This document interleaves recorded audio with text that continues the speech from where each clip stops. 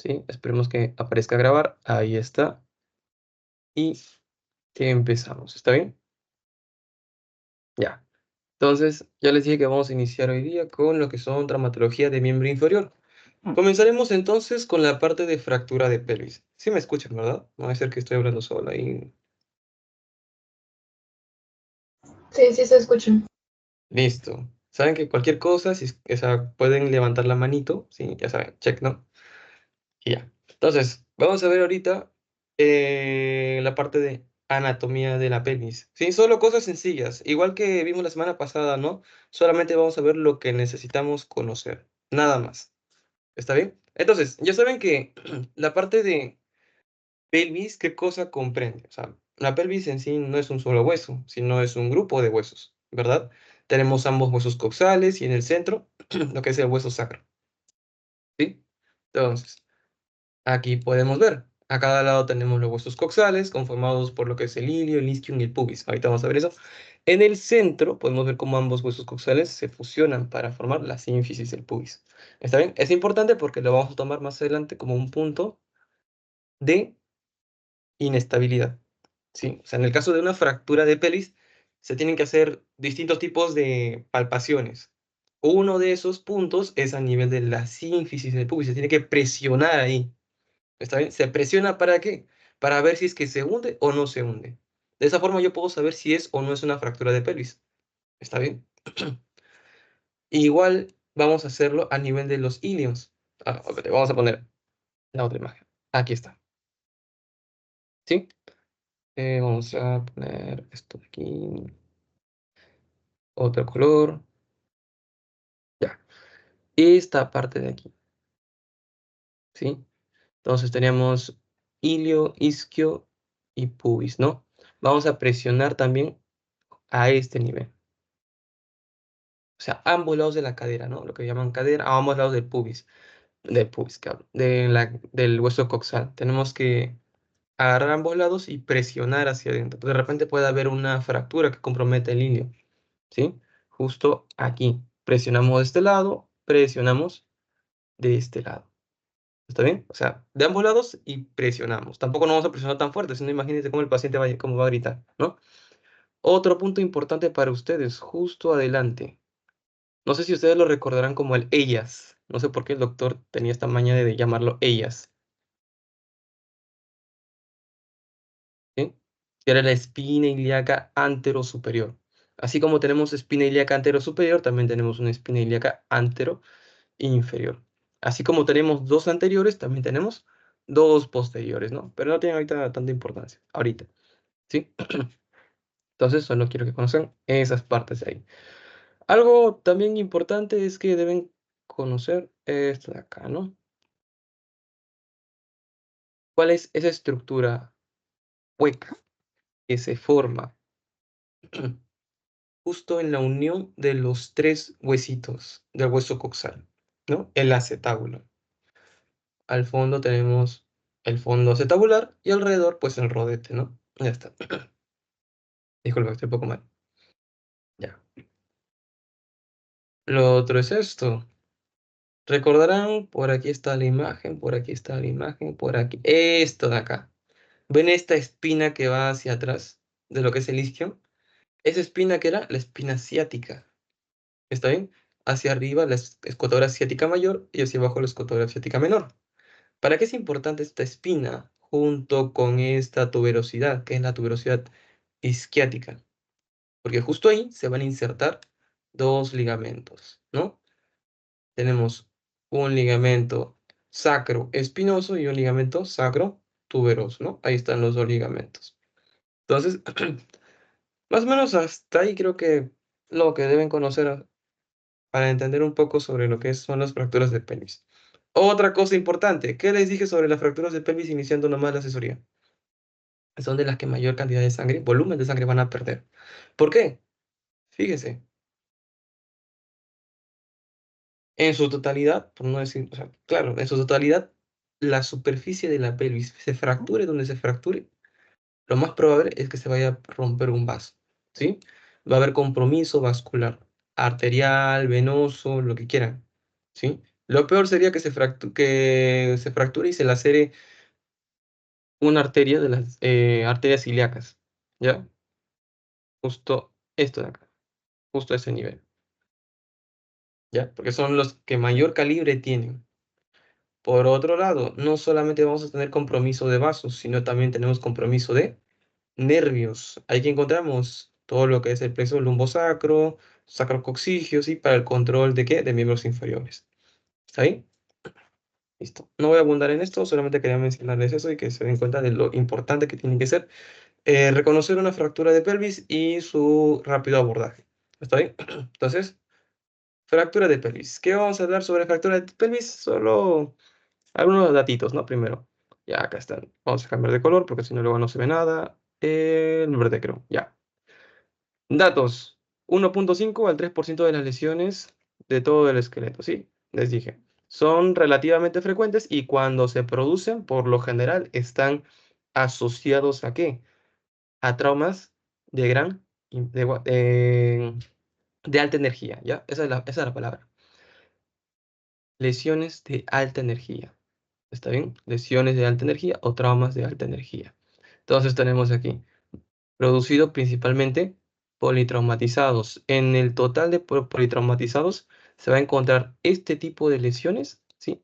O sea, fracturas de pelvis, vamos a encontrar hasta en un 20 o un 25% de los politraumatizados. ¿Sí? Mortalidad del 5 al 16%. O sea, es altita, ¿no? Si lo comparamos de repente con una fractura, no sé, una fractura de húmero, una fractura de clavícula, ¿sí? Entonces, la mortalidad va a ser alta en estos pacientes, debido a que mayormente se asocia a quiénes, a politraumatizados. ¿Está bien? Mecanismos de la lesión, como les dije, alta energía. ¿Está bien? Por lo general son pacientes que acaban de sufrir alguna caída, un accidente de tránsito, ¿sí? Por ello es que se asocia principalmente a politraumatizados. Y en el caso de producidas en baja energía, ahí mismo dice, caídas de propia altura. ¿Qué se refiere de propia altura? Una persona que está parada, ahí nomás se cae al piso, ¿está bien? Podría caerse de costado, ¿sí? Podría caerse, no sé, como dice, puede caerse sentado de repente, ¿sí? Entonces, hay que tener en cuenta eso. Y aquí dirán, David, pero me dijiste que está asociado normalmente a traumas de alta energía. ¿Está bien? Entonces, ¿por qué una persona que está parada, ¿no? Se cae al piso, se puede fracturar? Y la cadera, perdón, la pelvis. Principalmente en pacientes mayores. ¿Ya? Esto sucede mayormente en pacientes mayores. ¿Por qué? Porque estos tienen menor densidad ósea, van a tener menor resistencia a los golpes. ¿Ya? Sus huesitos van a tener menor resistencia a los golpes. Y eso lo vamos a ver mucho más a detalle en lo que es el siguiente tema, fractura de cadera. ¿Ya? Listo, entonces ya saben. Si ponen aquí un paciente que ha sufrido una lesión de baja energía, ya pueden poner que de repente sea un adulto mayor, ¿no? O sea, de repente es un adulto mayor y eso se debe a su fractura. ¿Listo? Ya. Y aquí pues también les menciono las fuerzas que van a interactuar al momento de que se produzca esta lesión, ¿no? Tenemos las fuerzas de compresión, las fuerzas laterales y fuerzas verticales, ¿ya? Por ejemplo, una fuerza lateral, perdón, una fuerza vertical sería la que vemos acá, ¿sí? ¿Cuál es la fuerza vertical que va a actuar aquí? Uno, la fuerza de gravedad, ¿está bien? La fuerza de gravedad. Y lo otro sería aquí, por ejemplo, la fuerza lateral, ¿no? Al momento de que viene el carro, va, viene del costado prácticamente, ¿sí? Ya. Ah, y esta de acá es la fuerza anteroposterior, ¿sí? La AP, fuerza AP. Listo. Entonces, llega un paciente con posible fractura de cadera. ¿Está bien? ¿Qué es lo que tenemos que saber o qué es lo que nos interesa, ¿no? Primero, ¿estamos ante una fractura de pelvis? ¿Sí o no? Y si estamos ante una fractura de pelvis, ¿esta es estable o es inestable? ¿Cómo lo puedo saber? Con una radiografía. ¿Sí? Dependiendo de las características de la radiografía, es que yo voy a saber si es estable o es inestable. ¿Sí? Y para eso hay una clasificación. La ABC, ya vamos a ver, creo que está acá. No, todavía no. Ya. Simétrica, asimétrica, bueno, ya. ¿Hay sangrado o no hay sangrado? ¿Sí? Ya les dije, cuando hay sangrado hay que prender alarmas y pues lo más probable es que el sangrado sea masivo. ¿Está bien? ¿Hay heridas asociadas o no hay heridas asociadas? ¿Sí? O de repente puede haber también hematomas subcutáneos. Es muy probable que haya hematomas subcutáneos, ¿por qué? Ya vieron, ¿no? Tenemos lesiones de alta energía, ¿no? Ahí está, 4 lesiones de alta energía. Uno debido a una caída, otros dos debido a accidente de tránsito. ¿Sí? Ya. Y bueno, el tema de los hematomas subcutáneos, por ejemplo, acá está, ¿no? Esto de acá es una complicación del hematoma subcutáneo que se produce por lo general en ese tipo de fracturas. ¿Cómo se llama? Esta lesión de Morel-Lavalle, ¿sí? O sea que se acumula bastante sangre a nivel de tejido celular subcutáneo, tanto así que se llega a necrosar, ¿sí? Se puede infectar, se puede necrosar y se desprende todo lo que está encima del hematoma, ¿sí? Aquí podemos ver, no es que se haya desgarrado esto durante el accidente, sino que al acumularse tanta sangre, ¿sí? En esta región se produce un hematoma muy grande y lo que puede suceder es que pues o infecta, se necrosa o de frente se necrosa, ¿sí? Cualquiera de las dos. Entonces, al final todo ese tejido se desprende y termina exponiéndose lo que es el tejido que está debajo del hematoma. ¿Está bien? Continuamos con la parte del examen físico y eso es lo más enriquecedor que podemos tener. ¿Por qué? Porque estamos frente a un paciente femenino o masculino, ¿no? Entonces, ¿qué podemos hacer? Al momento de la inspección hay que ver la asimetría de la pelvis, ¿ya? Hay que ver la parte de la asimetría, lo que les dije. ¿Están ambas caderas al mismo nivel? O de repente, cuando nosotros desvestimos al paciente, vemos que sus pies, ¿sí? Sus piecitos llegan a distinto nivel. Mientras que un pie está a este nivel, el otro está más arriba. ¿Sí? Un piecito está más arriba, el otro está más abajo, podemos ir sospechando de una posible fractura de pelvis, ¿sí? Bueno, no primero una fractura de pelvis, sino una fractura de fémur de repente, ¿no? Pero si es que se descarta una fractura de fémur, podemos ya de frente pensar en una fractura de pelvis de repente, ¿sí? Ya. Por ejemplo, a ver, un ratito, cerrar esto. Ah, chicos.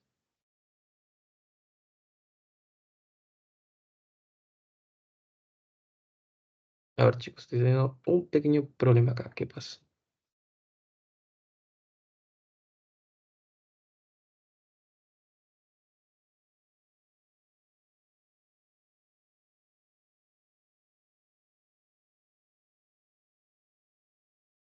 Ok, no sé qué pasó. Bueno, continuemos igual.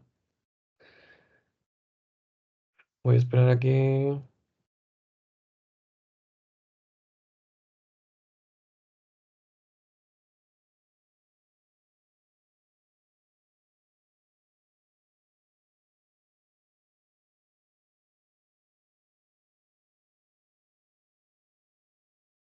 A ver, chicos. Un minuto, ¿sí? Pasó a ver.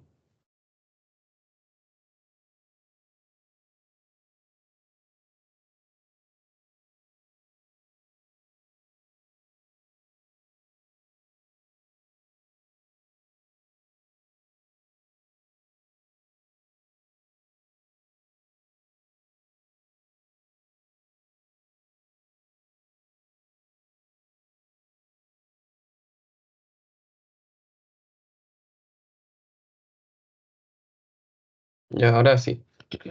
Ya. Entonces, ¿en qué vamos? Ya, la parte de la asimetría de la pelvis. ¿Sí? De repente lo que tenemos es a la inspección, lo que les dije, ¿no? Tenemos que inspeccionar desde la parte de las caderas hasta los pies. Una simetría de la altura de los pies, de repente una simetría en la forma de la cadera de la paciente, ¿sí? De la pelvis de la paciente. Entonces, todo eso hay que ver. Hay que ver si es que hay salida de sangre. Tenemos que, si es una paciente, mujer, ¿sí? Hay que inspeccionar la vulva, hay que ver si es que hay sangrado vaginal, hay que ver si es que hay uretrorragia, ¿sí? Así se llama, uretrorragia, ¿sí? Salida de sangre por la uretra. Hay heridas asociadas, hay hematomas, lo que ya vimos un hematoma muy grande, incluso si ese hematoma se complica, también hay que saber, ¿sí? Sangre en el introito, ¿sí? Ya, todo eso, ¿está bien? Desde asimetrías pélvicas hasta posibles sangrados. E incluso menciona el tema de la palpación, hay que hacer un tacto vaginal, ¿sí? Agárralo con uno o dos deditos, entras, sales, tienes que entrar y bueno, ya en lo que es ginecología les van a enseñar, ¿no? Cómo se tiene que palpar lo que es las espinas ciáticas, cómo se palpa el sacro, cómo se palpa, ¿sí? Entonces, tienen que también, ya van a conocer eso ya en la parte de ginecología, pero sí se pueden palpar las espinas, por ejemplo, ¿sí? Se pueden palpar las espinas. Ya. El tacto rectal también tienen que hacerlo, entonces tacto vaginal, tacto rectal les va a ayudar a determinar si es que hay o no hay alguna simetría pélvica, ¿sí? Que no pueden ver desde afuera.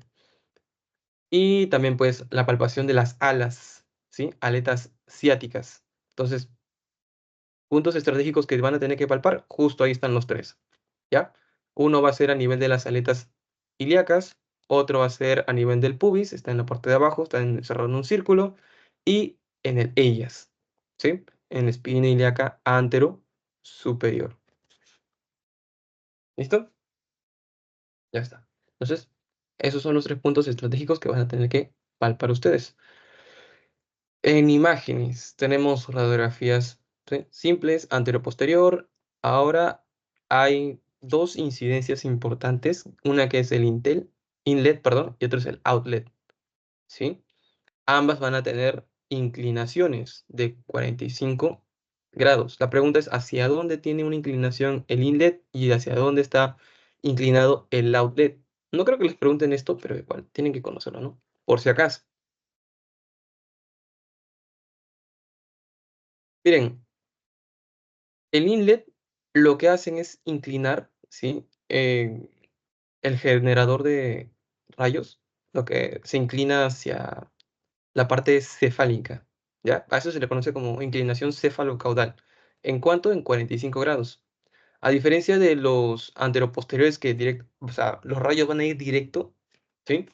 En el inlet lo que se pide es la incidencia para que pongan el generador de rayos hacia arriba, ¿no? Como quien diciendo hacia la cabeza del paciente, más cerca de la cabeza del paciente. Mientras que en el outlet lo que se puede ver es la parte, se va a inclinar hacia abajo, más cerca a los pies. ¿Está bien? ¿Para qué es importante esto? Porque si se dan cuenta, justo en el inlet, ¿qué me permite ver? Con exactitud. Chicos, a ver, sencillo, ¿eh? ¿Qué están viendo exactamente en el inlet? Lo estoy acá.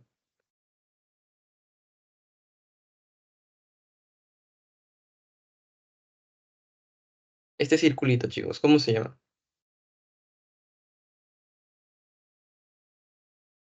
Es el estrecho pélvico, ¿sí? Estrecho pélvico inferior. Entonces, el estrecho pélvico superior ya es toda esta parte de aquí, ¿no? A ustedes les interesa ahorita ver el estrecho pélvico inferior. Puede haber una fractura que comprometa el estrecho pélvico inferior. ¿Y por qué es importante describir eh, al estrecho pélvico inferior en caso de una fractura? Porque justo aquí adentro, está quiénes, está la vejiga, acá atrás está el recto, en caso de mujeres, en medio de los dos está el útero, ¿sí?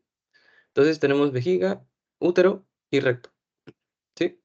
Entonces, si es que hay, digamos, una fractura justo aquí y este fragmento está hacia adentro, se podría haber lacerado alguno de estos tres órganos, ¿sí? Y está generando hemorragia interna, que de repente no estamos viendo, ¿sí?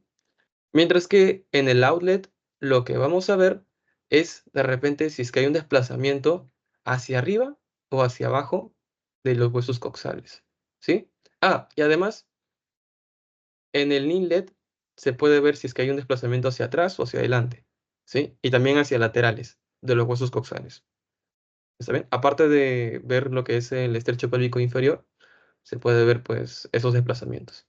Y en el outlet, ahora sí, se puede ver exactamente los desplazamientos hacia arriba y hacia abajo. ¿Sí? Además que también van a permitir ver lo que son los agujeros obturadores. Ahí está. Entonces ya saben, ¿no? La importancia del inlet y del outlet. Ya. Otras cosas que podrían utilizar, de repente es un ATAC, una uretrografía para ver, pues, si es que están comprometidos, si es que está lacerado, de repente está perforado el uréter, ¿sí?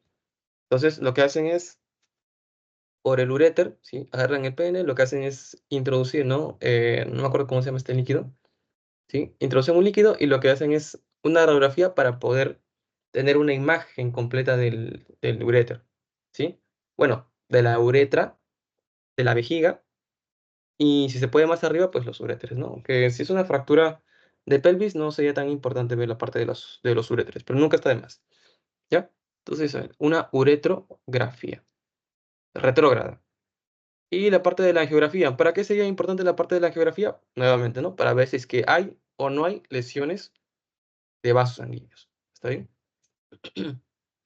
Y eso era lo que les mencionaba sobre el tema de las fracturas de pelvis, ¿ya? Perdón, sobre el tema de la clasificación de las fracturas de pelvis. En tipo A, aquí está, en tipo B y en el tipo C, ¿ya? De esto solo quiero que se queden con que las de tipo A son las estables, ¿sí? Tipo B y tipo C son inestables. ¿Por qué les digo esto? Porque no creo que les vayan a preguntar sobre, o sea, tipo A1, tipo A2, tipo A3, porque son varias, ¿sí?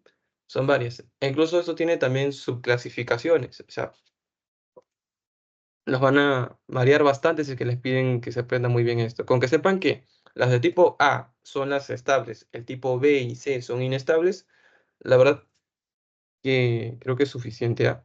Y bueno, si es que quieren saber exactamente en qué consisten las de tipo A, sencillo. Ahí mismo dice, ¿no? Sin compromiso del anillo pelviano. Fíjense, ¿ya?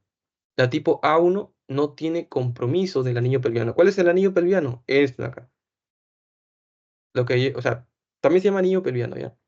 Un ratito, creo que ahí está. Ese circulito de ahí abajo, ¿sí? Lo que se podía ver en el inlet, ahí está de rojo, ¿sí? Ese vendría a ser el anillo pelviano. Entonces, te dice, A1 es cuando no hay compromiso de anillo pelviano y lo que se ha producido es, como en esta imagen de acá, hay una pequeña fractura a nivel de la espina ilíaca anterosuperior, ¿sí?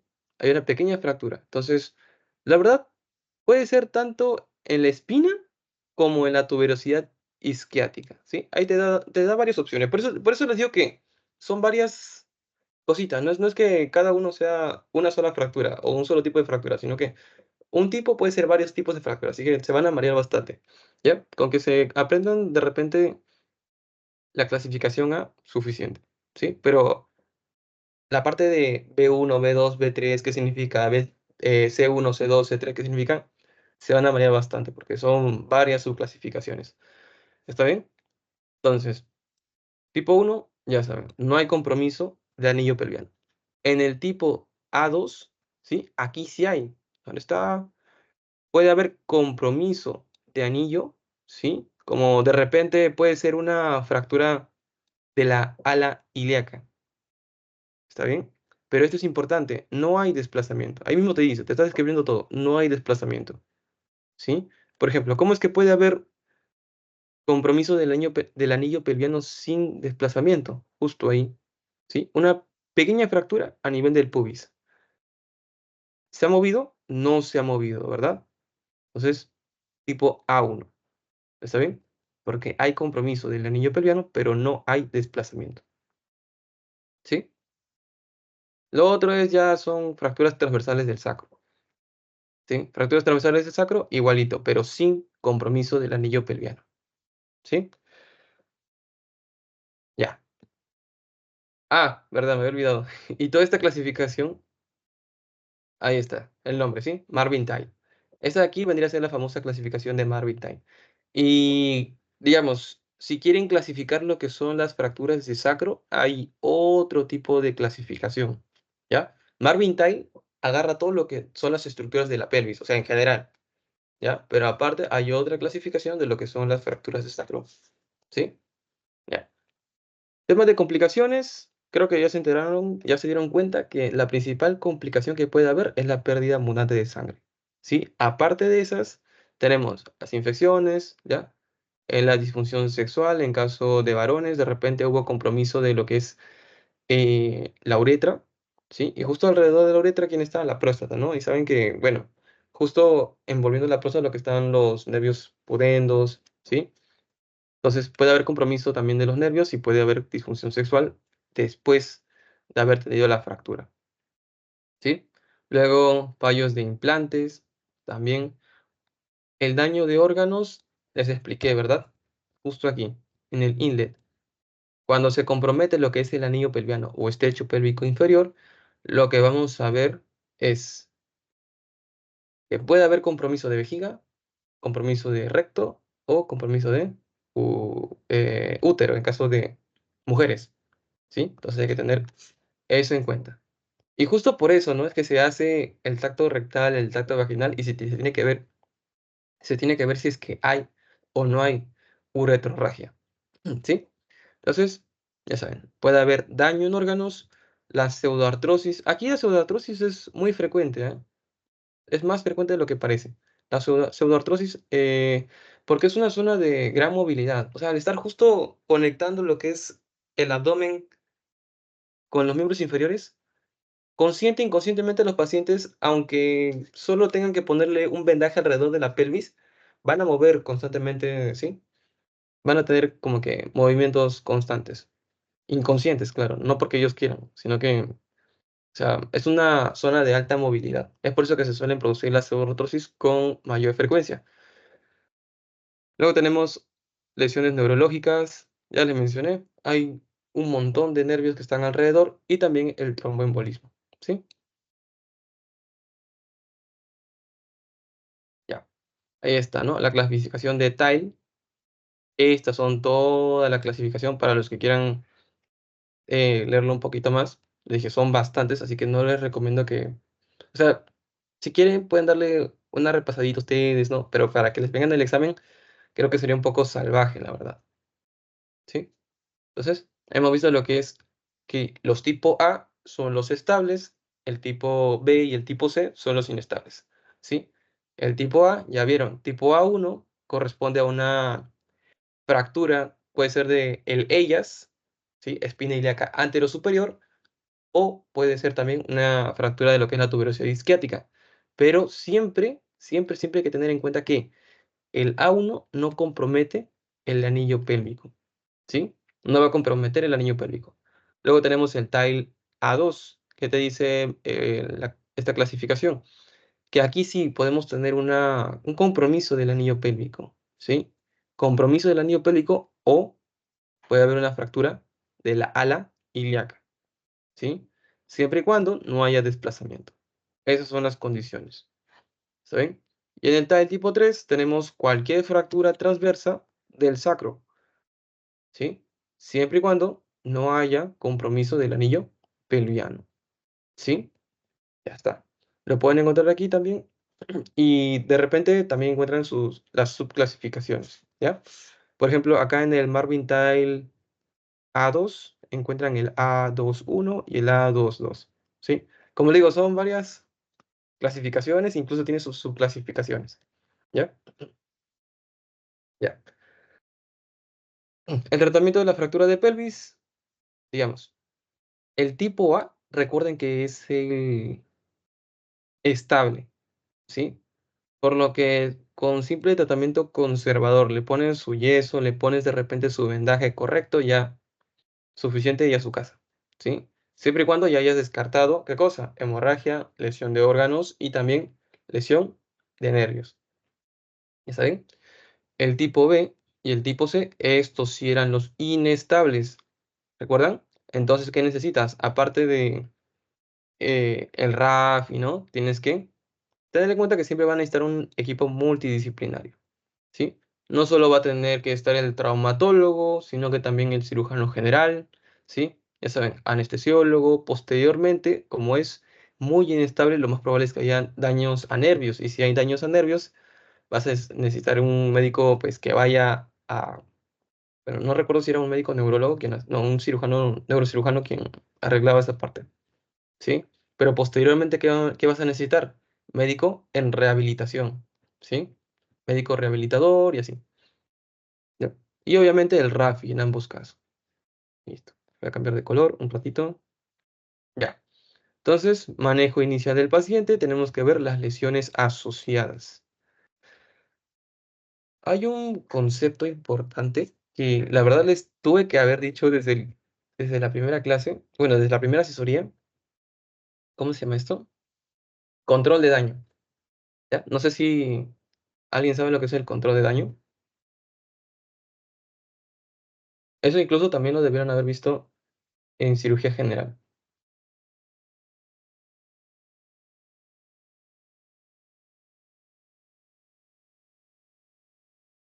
¿Alguien?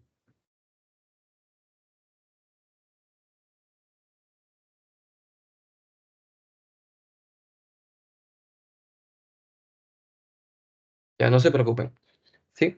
Cuando llega un paciente, generalmente esto pasa en politraumatizados, ¿sí?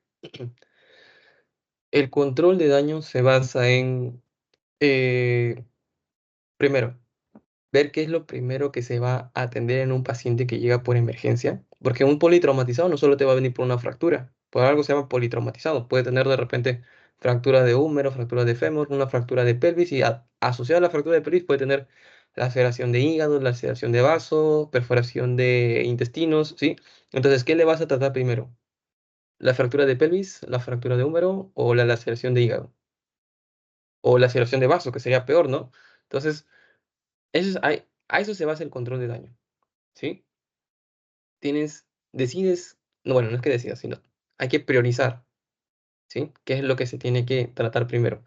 Y para tratar primero, ¿qué tienes que hacer? No es que vas a movilizar al paciente con esa fractura así, ¿no? Todo ese hueso fracturado así, de repente lo estás cambiando de una camilla a otra y se mueve la fractura. Entonces, ¿qué haces? De repente habrán visto algunos de ustedes que están movilizando al paciente de lo que es la emergencia a la sala de cirugía y le han puesto este tipo de, sí, dispositivos así, pero no para regresar o fijar el hueso en su lugar, sino para solo inmovilizarlo. ¿Está bien? Solo para inmovilizarlo. No sé si me entiende. O sea, en el control de daño sí tienen que inmovilizar si es que hay fractura, ¿ya? Pero ¿qué pasa? Si es que viene un paciente con, nuevamente, ¿no? La laceración de vaso y una fractura de fémur, no es que vas a llevar al paciente a tratar, a operar el vaso sin haber inmovilizado el fémur, ¿ya? Al toque nada más lo pueden poner estos acá en la emergencia solo para inmovilizarlo, no para regresar el fémur a su lugar ni nada de eso, ¿ya? Ya que sí me entendieron. Manita arriba, si no repito,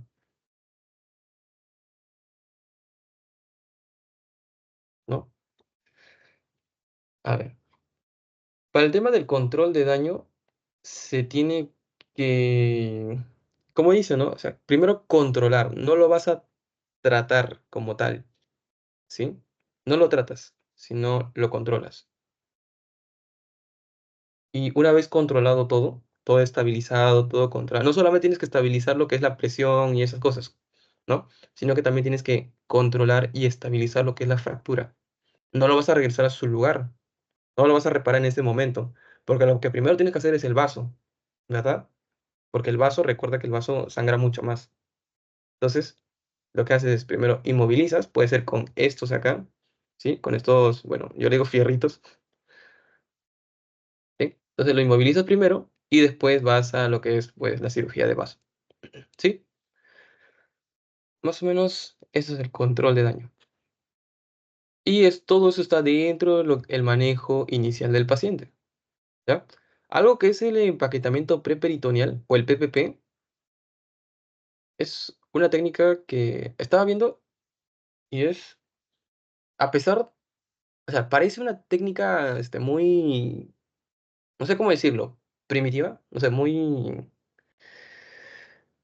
a lo loco, pero es una técnica que, uno, funciona y no es, o sea, no es tan antigua como parece, ¿ah? Solamente,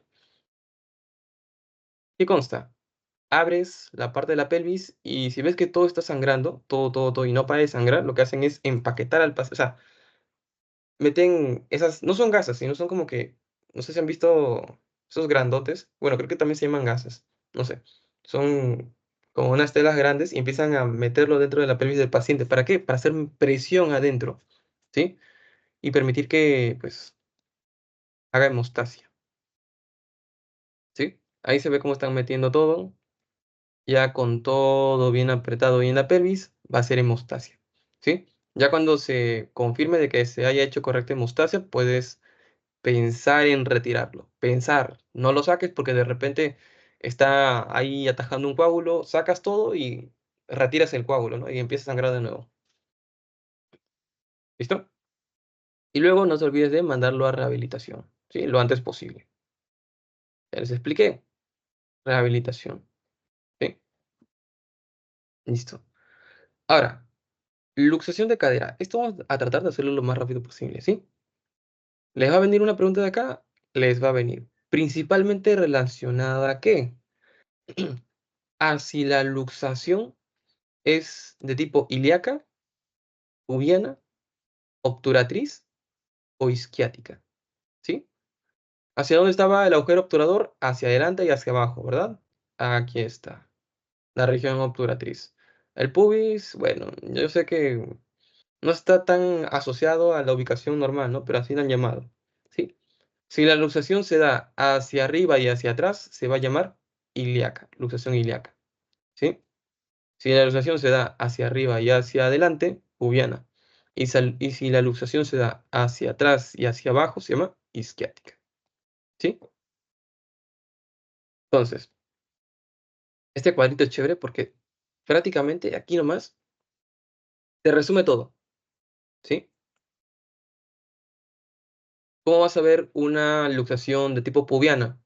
Con rotación externa, en aducción y en extensión, ¿sí? ¿Cómo ves una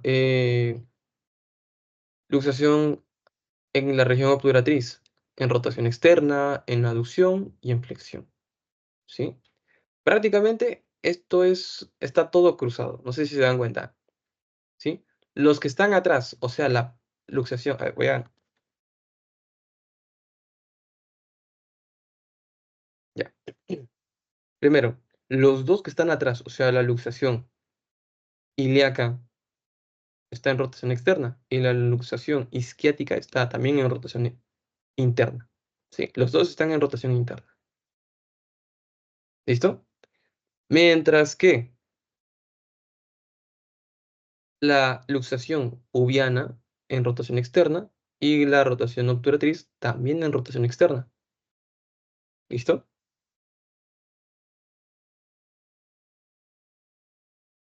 ¿Qué tenemos después? Tenemos que, eh, igualito, los dos que están adelante están en abducción, mientras que los dos que están atrás están en aducción, ¿sí? Hasta ahí parece que los dos de atrás son iguales y los dos adelante son iguales, ¿verdad? Pero aquí viene la diferencia. ¿Cuál es la primera diferencia? Los dos de arriba están en extensión, ¿sí? Mientras que los dos de abajo, a ver, ¿qué color? ¿Qué color? ¿Qué color? Ya no importa, verde no. Ya, los dos de abajo, ¿cómo van a estar? En flexión. ¿Se dan cuenta? Entonces, ahí es donde te vas a ayudar a deducir cómo, o perdón, cuál o qué tipo de luxación tiene el paciente, ¿sí? ¿Qué tipo de luxación de cadera tiene el paciente? ¿Listo? Y algunas cositas importantes que deben conocer sobre las distintas formas de luxaciones de cadera tenemos, ¿no? En luxaciones posteriores, estas son las más frecuentes, ¿ah? Por ejemplo, luxación, postero superior, o también conocida como ilíaca, esta es la más frecuente, hasta un 50% de los pacientes, ¿sí? Ahí tienen, hay acortamiento, hay una flexión en 20 grados, hay una aducción, hay una rotación interna, prácticamente lo que les digo acá, ¿sí? En todo eso, ¿sí? En una luxación posterior inferior o isquiática, encontramos flexión, aducción y rotación interna. Fíjense, está en flexión, ¿verdad? Está flexionado. El paciente tiene flexionada el miembro inferior, ¿sí? ¿Qué más? Está en aducción, está bien cerrado, bien cerca a la línea media. ¿Y qué más? Está en rotación interna, está hacia adentro, si se dan cuenta, ¿sí? Está hacia adentro. Aquí, por ejemplo, luxaciones anteriores. Si hay una luxación de la región obturatriz, ¿sí? Ahí está, ¿no? 15% de los casos tenemos rotación externa, ¿sí? Está en flexión, ¿sí? Está hacia afuera, o sea, rotación externa, y está en abducción, está lejos de la línea media, ¿sí? ¿Y qué pasa con una luxación púbica? ¿Sí? Está en rotación externa, ¿se dan cuenta? ¿Cómo está el pie? Está hacia afuera, ¿verdad? Se encuentra en abducción, no tanto como la anterior, o sea, la abducción es mínima, pero sí está en abducción. Y en extensión, ¿sí? O sea, el pie está extendido, está, ¿se entiende, no? No está flexionado como los otros dos anteriores. Entonces, listo. Esos son, por decirlo así, la posición antálgica en la que van a venir los pacientes, ¿sí? Ahora, en temas de imágenes podemos ayudarnos con una radiografía, una tomografía, una resonancia magnética. Bueno, resonancia magnética no se usa mucho, ¿no? Más se usa radiografía. Después de haber descartado fracturas de cadera o fracturas de pelvis, se tiene que hacer la reducción. Pero entonces, en la radiografía, ¿qué vamos a ver? Tenemos estas dos características, ¿sí? Primero, a ver, ¿dónde está? ¿Dónde está?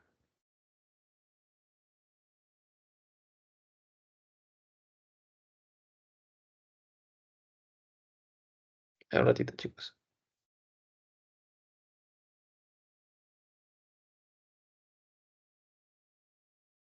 Allá, miren acá. Tenemos con respecto a la cabeza del fémur, ¿sí? Tenemos con respecto a la cabeza del fémur que el, este de aquí, ahí está, va a estar hacia atrás, son las cuestiones posteriores, ¿listo? Y como está más lejos, ¿sí? O sea, está hacia atrás, el paciente está así, frente al proyector, manda el rayo, ¿sí? Y lo que esté más adelante se va a ver más grande, ¿sí? Y como esta cabeza de acá, la cabeza del fémur, está más hacia atrás, se va a ver más grande, ¿sí? Y del otro lado lo contrario, ¿no? Se va a ver más pequeño, ¿sí? Listo. Lo otro, la cabeza de femoral es medial, si se dan cuenta. Perdón, ¿dónde está? Sí, está bien. La cabeza femoral es medial y o inferior al acetábulo, ¿sí?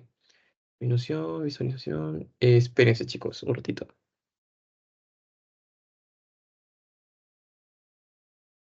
No, perdón. Ya decía yo, qué raro.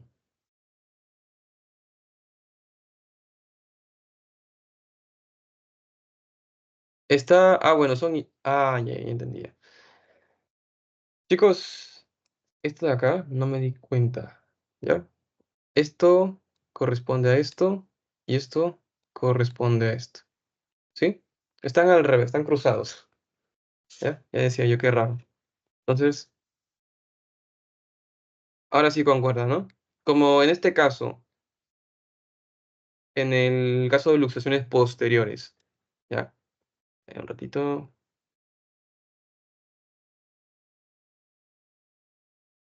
ya. En caso de luxaciones posteriores, ¿qué vamos a tener? Como la cabeza del fémur está más hacia atrás, ¿sí? Y todo lo que esté más adelante se va a ver más grande, entonces como la cabeza de este fémur que está luxado va a estar hacia atrás, se va a ver más pequeño, ¿sí? Como les digo, está al revés esto, ¿sí? Esta cabeza de fémur se va a ver más pequeña, ¿sí? Otra cosa es que va a haber una disminución de la visualización del trocánter, ¿sí? No se va a poder ver el trocánter menor, ¿ya? Estoy hablando de este caso de acá, este de acá, ¿sí? No se puede ver aquí el trocánter menor, ¿no ves? Miren la flecha amarilla que está aquí abajito, ¿ven? No hay trocánter menor. Pero si yo veo de este lado, ¿sí? Voy a ver justo donde está esta línea, este puntero, ¿sí? Ahí ven la cabeza, ¿verdad? Que va a ser más grande, ¿sí? ¿Y qué ves? También el trocánter menor, es mucho más prominente. Por eso estos dos están cruzados, ¿ya? Los dos cuadritos de abajo están cruzados. Esto es de esto y esto de acá es de esto, ¿sí? Ya, disculpen por eso. Listo, aquí está el tema de las tomografías. ¿En qué casos pides una tomografía, no? Para descartar lo que son las fracturas complejas, ¿sí? O descartar fracturas en sí. Eh, Ahí está, fracturas ocultas o no desplazadas de repente. Puedes también buscar lo que son las luxaciones irreductibles, ¿sí? Para ver que no haya ningún... lo que sucede a veces con las luxaciones cuando no pueden regresar a su posición es porque los ligamentos o son muy pequeños o de repente hay, ¿cómo se llama esto? Aplastamiento ahí. O sea, se introduce un trozo de, por decirlo así, de tejido blando. Se introduce tejido blando y obstruye el querer regresar ahí adentro la cabeza del fémur. ¿Listo? Ya, puede haber fragmentamientos intraarticulares que no lo puedes ver de repente en una radiografía. Y una resonancia magnética, principalmente lesiones de partes blandas, ¿sí? El famoso labrum. ¿Y qué es el labrum? Es justo, imagínense que este es el acetábulo, ¿sí? Eso aquí es el acetábulo. Y el labrum es la cavidad que forma el acetábulo y el tejido fibroso que lo rodea, ¿sí? Todo el tejido fibroso que lo va a rodear va a ser el labrum, toda esa cavidad, ¿sí? Se puede lesionar. Entonces, en el tema del tratamiento, ahí está, ¿no? Tratamiento tenemos como objetivo reducción congruente, ¿no? Lo más antes posible, principalmente antes de las 6 horas. ¿Por qué es importante esto? Porque más adelante podría complicar, ¿qué cosa? A necrosis avascular, ¿sí? O de repente si es que está asociado a fracturas y no has detectado la fractura a tiempo, también, o sea, bueno, si se ha asociado a fracturas, ¿no? Una fractura de cabeza de fémur y no lo has detectado, no lo has tratado, se puede asociar a artrosis post-fractura, ¿sí? Osteonecrosis, también conocida como necrosis avascular, ya les expliqué de esto, ¿sí? En la que, como hay, ahí está, ¿sí? O sea, puede haber interrupción de estas arterias, ¿sí? Y no hay correcto, correcta vascularización de la cabeza del fémur, ¿sí? Por ello, lo que hace la cabeza del fémur es necrosarse, ¿sí? Y se va absorbiendo. ¿Listo? También puede haber lesión de nervios, principalmente el nervio ciático. ¿Listo? Ya. Para esto, para la reducción, tenemos aquí dos maniobras. Uno, la maniobra de Agis, y otra, el método de tracción lateral. Ahí está arriba. La maniobra de Agis con el paciente echado, el médico, bueno, no necesariamente tiene que estar sobre la camilla, puede ser de repente el paciente en el piso y el médico pues también, ¿no? O sea, ¿me entienden? O sea, no tiene que ser sobre la camilla. Acá creo que es una camilla o es una alfombra. Bueno, pero se entiende, ¿no? Lo que se hace es jalar lo que es, acá hay una flecha hacia abajo, pero se jala, ¿está bien?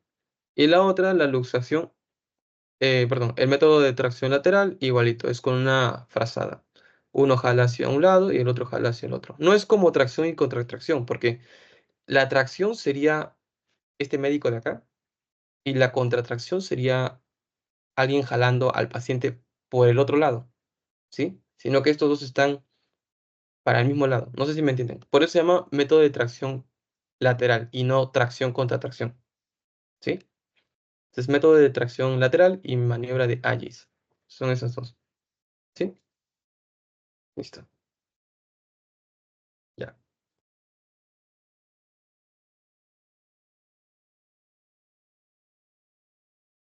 Vamos a tener ahora esta parte sobre la fractura de caderas, que, bueno, es lo que les decía, ¿no? Principalmente esta condición, bueno, cuando no es condición, sino esta lesión se asocia más a mayor edad, o sea, adultos mayores, está, ¿no? Relación directa con mayor edad, ¿sí? ¿Por qué? Porque las fracturas de cadera por lo general son producidas por fracturas patológicas. O sea, puede ser osteoporosis, está asociada también este, a lesiones de alto impacto, ¿sí? De alta energía, pero eso con menor frecuencia. Principalmente fracturas de cadera. Cuando ustedes vayan bueno, cuando van a hospitalización, lo que más van a ver son, si son adultos mayores, por lo general, por fractura de cadera. Si son jóvenes, fémur, ¿sí? Y todo lo demás. Entonces, ¿sí o no? O sea, si son adultos mayores, por lo general son por fractura de cadera. Y si son, pues, jóvenes, por lo general están ahí por cualquier otro tipo de fracturas, ¿sí? Pero fractura de cadera también puede haber en jóvenes, pero es muy poco frecuente, ¿sí? Mucho menos frecuente. Ahora, si ven adultos mayores y son mujeres, con mucha más razón van a estar ahí por fractura de cadera, ¿sí? Ahí está.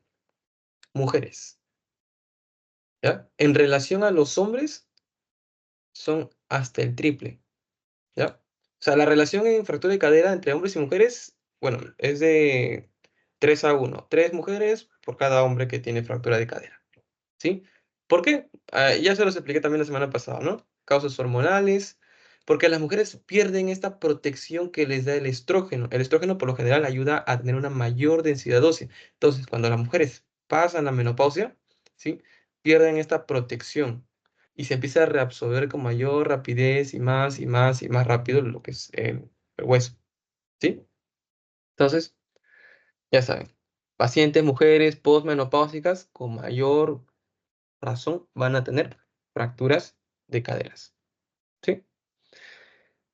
Y bueno, normalmente es como la fractura de, ay, ¿cómo se llama esta fractura? La, la fractura de Colles, ¿recuerdan? La que hacía que la mano tuviese esa forma de dorso de tenedor. Sí, recuerdan, ¿no? Entonces, ¿qué te decía la paciente? Estaba en mi casa, ¿sí? De repente estaba limpiando, estaba haciendo los quehaceres y ¿qué pasó? Se cayó, ¿sí? Se cae y ¿qué sucedió? No se pudo volver a parar, tuvo que esperar a su familiar que la recogiera, ¿sí? Entonces, es por eso la importancia de detectar este tipo de fracturas, porque por lo general se va a dar en pacientes mayores y con mayor razón en mujeres, ¿sí? Y cuando están en el hospital, hay que también tener mucho cuidado, ¿sí? Hay que actuar lo más rápido posible. ¿Por qué? Porque así como es más frecuente en esta población, también es alta la morbilidad, ¿sí? Por ejemplo, perdón, ya. ¿Qué pasa en una paciente que tiene una fractura de caderas? ¿Sí? 51% de estas personas que tengan fractura de caderas caminan igual a como caminaban antes de la fractura. ¿Y qué pasa con el resto? El resto, o sea, o puede tener problemas de la marcha o podría terminar con algo conocido como el síndrome post-fractura, o perdón, el síndrome post-caída, ¿ya? ¿Qué es el síndrome post-caída? Consiste en miedo a volver a pararse después de haberse caído y pues esto con mucha razón en personas que se han fracturado y mucho más en adultos mayores, ¿ya? O sea, un adulto mayor que se caiga puede tener miedo a volver a caerse, por lo que pues cuando empiece a caminar de nuevo lo va a hacer con más lentitud, con mucho más cuidado y con ese miedo a que me voy a caer, me voy a caer, me voy a caer. ¿Sí? O sea, hay que tener mucho cuidado con estos casos, ¿sí? Tanto por el tema de, pues, si es que este paciente va a volver a caminar de forma normal y también de la parte psicológica, ¿sí? Por eso le dije, esta parte de fracturas de cadera es muy especial, ¿sí? Luego, 10 a 15% no recupera la capacidad para caminar fuera del hogar, ¿sí? ¿Se dan cuenta? Reduce bastante lo que es la autonomía. Ya. Entonces, la otra parte, adulto mayor con mayor tiempo postrado, ¿sí? ¿Qué pasa con el adulto mayor postrado? Pierde densidad ósea, pierde también masa muscular. Entonces, pueden tener mayor complicaciones. No solo por lo que les dije, no solo por que tienen menor densidad ósea, menor masa muscular, sino que si está postrado, una cosa es que esté postrado en su cama, en su casa, otra cosa es que esté postrado, ¿dónde? En el hospital. Entonces, si está en el hospital, ¿qué tiene más probabilidades? De una infección intrahospitalaria, neumonía intrahospitalaria. Y eso en un adulto mayor, pues es mucho más peligroso, ¿sí? Por eso en adulto mayor con fractura de cadera y que no pueda caminar, hay que revisarlos, valorarlos lo más antes posible para poder darle un tratamiento, ¿sí? De repente, si es que le van a poner una prótesis, hay que hacerlo lo antes posible. Son muy pocos los casos de adultos mayores en los que se decide, pues, no operar, ¿sí? Camine o no camine, igual se tiene que, pues, operar, ¿no? Había algo más que les tenía que decir acá. Ah, bueno, ya se me va a ocurrir más. Ah, ya. No solamente el problema son las infecciones intrahospitalarias, sino que de repente si el paciente está en su casa, está postrado, tiene más probabilidad de tener tromboembolismo pulmonar, ¿sí? Una embolia, un tromboembolismo pulmonar o de repente lo que son las úlceras por presión, ¿ya? Entonces, un adulto mayor tiene complicaciones por donde sea, ¿listo? Son más propensos también a infecciones y otro tipo de complicaciones que ya vamos a ver más adelante. Ahora, con respecto a las fracturas de cadera, se van a clasificar de dos formas, ¿sí? Eh, bueno, primero vamos a clasificarlas de esta forma. La primera clasificación va a ser las intracapsulares y las extracapsulares, ¿sí? ¿A qué se refiere? Cuando ustedes ven la cadera, tiene esto alrededor, ratito, la cápsula articular, ¿sí? Lo acabo de dibujar de azul. ¿Sí? Vendría a ser la cápsula articular, que está rodeando lo que es la cabeza, el acetábulo y parte del cuello, ¿sí? Entonces, ¿qué suceden con las fracturas intracapsulares? A ver, vamos a borrar esto. Allá. Bueno, ahí están encerradas las fracturas intracapsulares, ¿ya? Está la subcapital, la mediocapital, bueno, la medio cervical y la basis cervical, ¿sí? A eso, ¿qué le podemos agregar? Las fracturas capitales, o sea, de la cabeza. ¿Ya? Son 4. Capitales, subcapitales, medios cervicales y las bases cervicales, o sea, los que están justo en la base. ¿Listo? Por otro lado, tenemos las fracturas, perdón, extracapsulares. ¿Sí? Las fracturas extracapsulares, ahí está. Las intertrocanterias y las subtrocanterias. ¿Ya?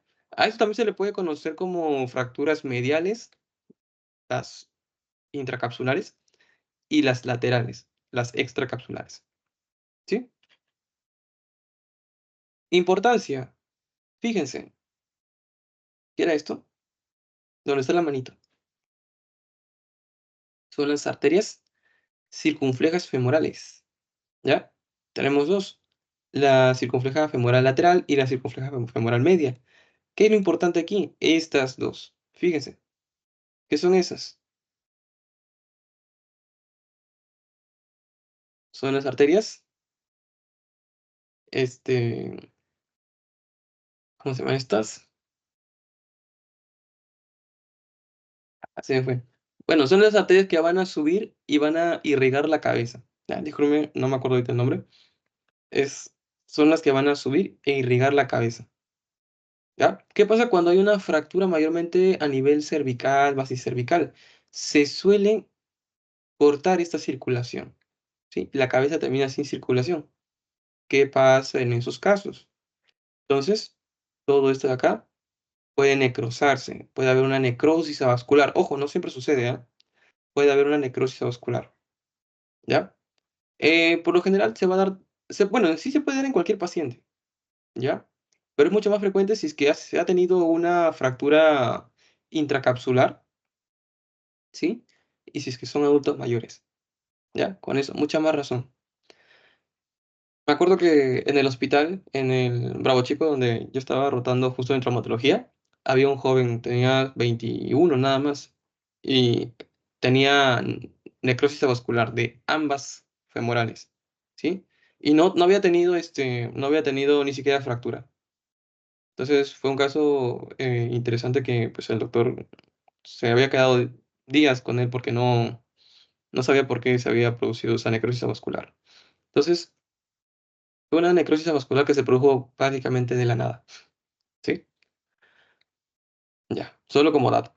Y ya, entonces ya saben, hay que tener mucho cuidado con las intracapsulares porque son las que más van a producir necrosis avascular. ¿Por qué? Porque van a comprometer esta circulación, ¿sí? Mientras que las extracapsulares no.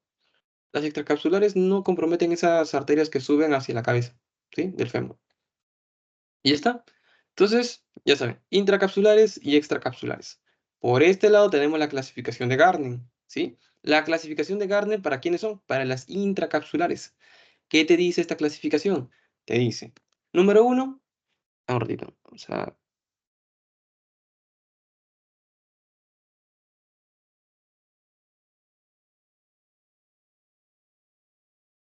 ya. Número uno, fracturas que están impactadas en valgo, ¿sí? Aquí está, impactadas en valgo. O también pueden ser fracturas incompletas, ¿ya? Garden 2 son fracturas completas que no están desplazadas, ¿ya? Garden 3, aquí sí hay desplazamiento, pero es menos del 50%, ¿sí? Del diámetro total. Ahí está, desplazado menos del 50%. Y Garden 4, aquí sí es un desplazamiento mayor del 50%, ¿sí? Ya está. Es todo lo que deben saber sobre la clasificación de Garden. ¿Listo? Esta parte es sencilla. La clasificación es sencilla, ¿sí? No es como la de Marvin Tile, que esa sí es todo un caso, ¿sí? Marvin Tile era la de cadera, por si acaso, ¿sí? Ya. Entonces, lo que había mencionado, ¿no? Sobre las fracturas intracapsulares o mediales y las laterales, ¿no? Aquí, o sea, para el tema de la clasificación, tienen varios criterios. Por ejemplo, aquí considera las bases cervicales como extracapsular, ¿sí? Si quieren seguir alguna de estas dos, porque, por ejemplo, en esta imagen de acá, te considera las bases cervicales como dentro de las intracapsulares, ¿no? Entonces, recomendación mía, sigan esta clasificación de acá, ¿sí? O bueno, pueden preguntarle de repente al docente a cargo, ¿sí? Porque, pues, mm, bueno, pero según yo, sigan esta, ¿sí? Porque esto lo saqué de las de grabadas, ¿sí? Es justo esta parte de aquí la saqué de las de grabadas. Esta de acá no, esta de acá sí, ¿ya? Entonces, con mayor razón, sigan esto de acá. ¿Listo? Entonces, aquí las fracturas extracapsulares estarían, ¿no? Las bases cervicales, las intratrochanterias y las subtrochanterias, ¿ya? Este de aquí, recuerden, tiene menos probabilidades de tener necrosis avascular. Mientras que las fracturas intracapsulares o mediales son las subcapitales, mediocervicales y por ahí podrían ponerle también las capitales, ¿no? ¿Qué pasan con esas? Tienen más probabilidades de necrosis avascular, ¿sí? Listo. Ahí dice, ¿no? Tiene mala vascularidad si es que no son tratadas, ¿sí? No van a consolidar y no van a, y bueno, no van a, como no consolidan, producen al final pseudoartrosis, ahí está. Y necrosis avascular o necrosis aséptica, ¿listo? Hasta en un 33% de los casos. Luego que tenemos de este lado, de las fracturas extracapsulares, tienen buena vascularidad, ¿sí? Pueden consolidar casi siempre, pueden generar consolidaciones viciosas, ¿sí? ¿Recuerdan que era una consolidación viciosa?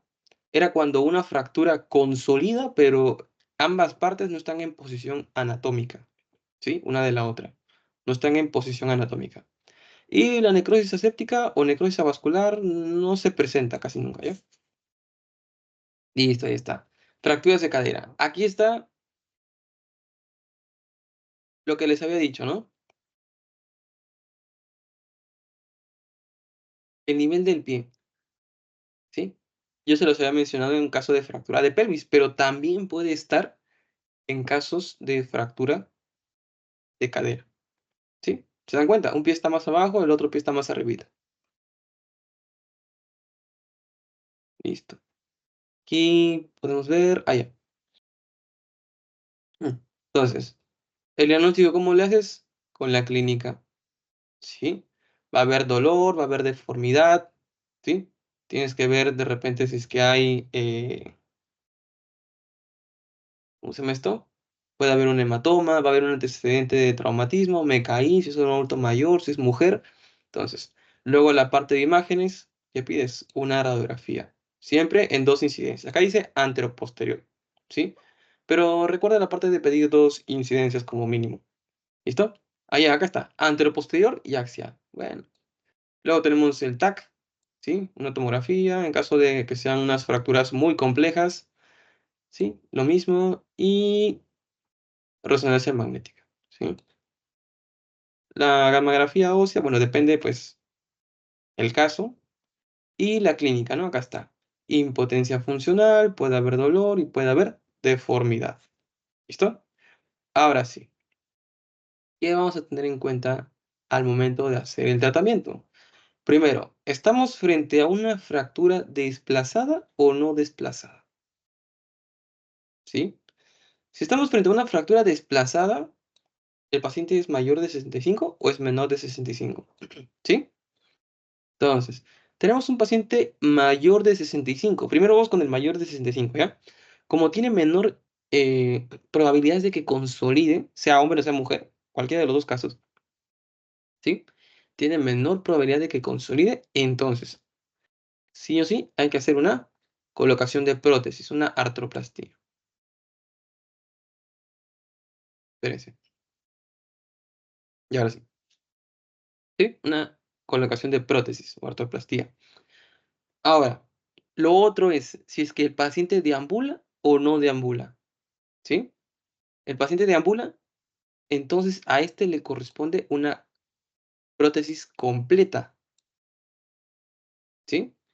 Y si no deambula, entonces solo le pone una prótesis parcial. Ya voy a explicar después por qué esto de prótesis completa y prótesis parcial, ¿sí?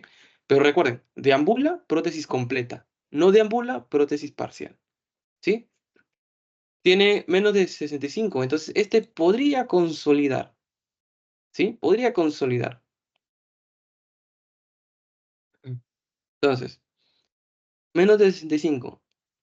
Puedes hacerle una reducción o una osteosíntesis, o en el caso de necesitar una prótesis de cadera, ¿sí? En qué casos podrías poner una prótesis de cadera? Por ejemplo, en casos de que haya tenido necrosis avascular, ¿sí? ¿Recuerden esto? ¿Sí? El tema de la necrosis avascular, ¿dónde era más frecuente? Aquí, ¿verdad? En fracturas mediales o intracapsulares. O sea, una subcapital, una al medio cervical, ¿sí? Cualquiera de esas dos. O de repente en una fractura que haya sido conminuta, ¿sí? Una fractura conminuta, muchas partes. ¿Está bien? Entonces, en esos casos podrías pedirle una prótesis de cadera. Otro caso, pues una fractura muy inestable, pero principalmente esas dos, en la que haya habido fractura conminuta o fractura con necrosis avascular. ¿sí? Ahí sí le pides una prótesis de cadera. Y bueno, aquí siempre vas a ponerle prótesis de cadera completa, ¿sí? ¿Por qué? Porque deambula. ¿Recuerdan?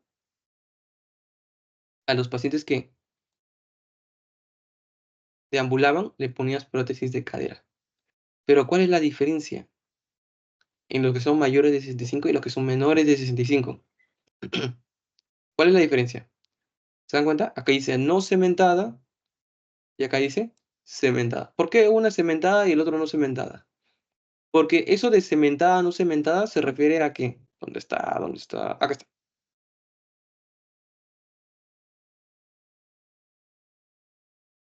Esa partecita de abajo de la prótesis puede estar recubierta con un cemento, ¿recuerdan ese cemento que vimos la semana pasada que era para rellenar espacios? ¿Sí? Algo así. Y lo que ayuda a ese cemento, estas prótesis cementadas ayudan a que el hueso se forme alrededor de la prótesis y se ajuste a la prótesis. O sea, tenga mayor, se pegue con mayor fuerza. ¿Está bien? Este cemento tiene como que trabéculas y a través de esas trabéculas el hueso puede fijarse con mayor fuerza. Entonces, por eso es que ayuda. ¿Listo? Entonces, ¿en quiénes es menos probable de que vaya a consolidar una prótesis? O sea, que vaya a consolidar el hueso correctamente y pues pueda... Aquí mejor. Ya. Entonces, aquí abajito era cementada. ¿Por qué? Porque eran personas mayores de 65. ¿Sí? Personas mayores de 65, a ellas sí vamos a ponerle una prótesis cementada. ¿Por qué? Porque va a ayudarles, les favorece. ¿Sí? Una persona menor de 65 va a tener mejor consolidación. ¿Sí? Y, o sea, el hueso se forma mucho más. O sea, tiene mayor densidad ósea. A eso me voy. ¿Sí? Y va a poder fijarse a la prótesis. ¿Listo? Ah, me faltó esto.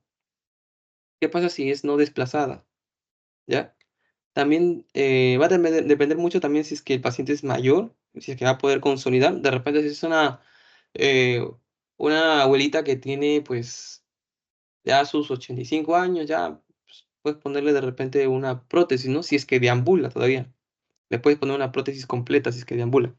Pero bueno, si no está desplazada y es paciente joven, diferente. Fijación, puedes utilizar tornillos o tornillos canulados, ¿no? Que son los que los famosos, o también clavos endomedulares, también para terminar de ajustarlo, ¿sí? Tornillos canulados, creo que por aquí tengo una imagen. Sí, ahorita voy a saltarme esto. Ahí está. Estos son los tornillos canulados.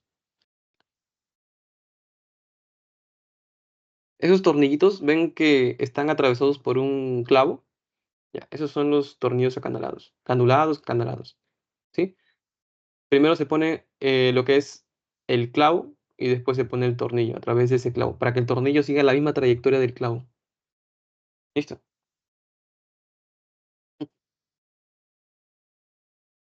Y listo. Acá tenemos una pequeña pregunta. Dice, paciente de 80 años que no deambula, ¿sí? Ojito, tiene 80 años, no deambula, llega por fractura de cadera subcapital.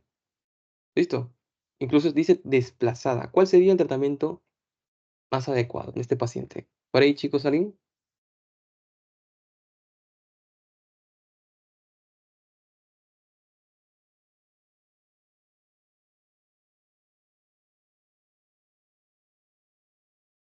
Prótesis total. Una prótesis total, ¿no? ¿Por qué? Porque, no, espérense, espérense, espérense, espérense, espérense, espérense. Ah, por ahí dicen prótesis total.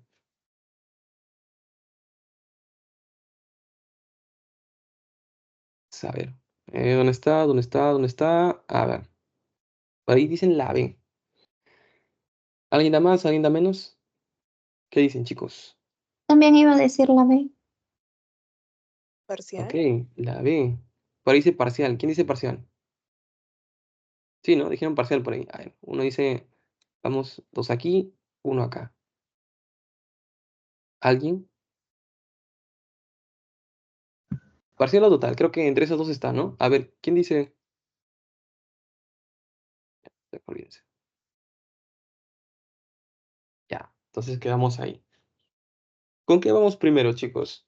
Primero te dice que es un paciente de 80 años, ¿no? Recuerden eso, 80 años, no deambula, ¿sí? Es una fractura subcapital.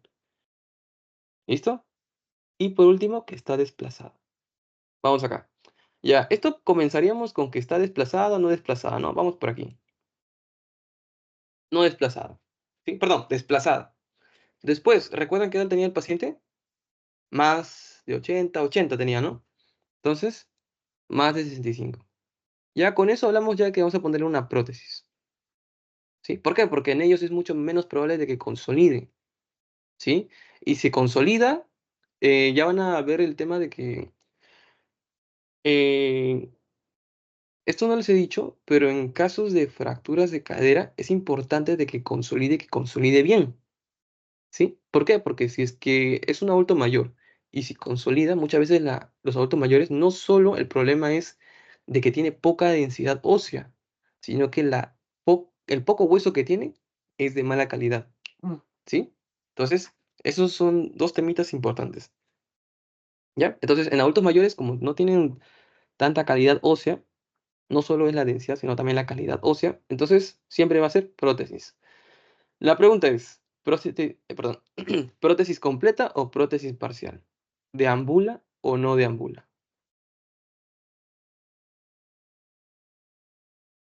Deambula, ¿verdad?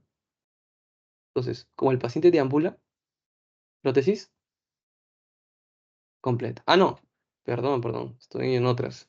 No deambula, entonces, prótesis parcial. ¿Listo? Listo, entonces, prótesis parcial, chicos.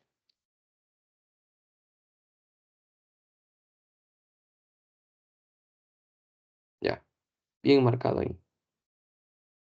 ¿Sí? ¿Alguna duda, alguna pregunta, quejas? De repente por ahí, como la semana pasada, quieren reclamar esta pregunta.